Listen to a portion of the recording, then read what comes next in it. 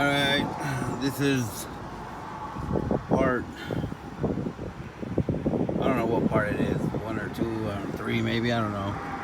I didn't paint these right here because I didn't want to fuck up anything, you know. I polished out the mufflers, I painted this back part right here. It looks a lot better. You can't even, you know, tell the the color of the weld, you know. I think it looks pretty good. I think so. I like it. I mean, you know, it's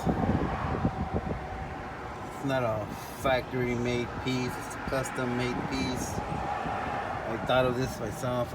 Like I said, I don't know if it's been done before, but I did it and it looks awesome and sounds awesome too. Alright, let me give a little sound test in my next video. Alright.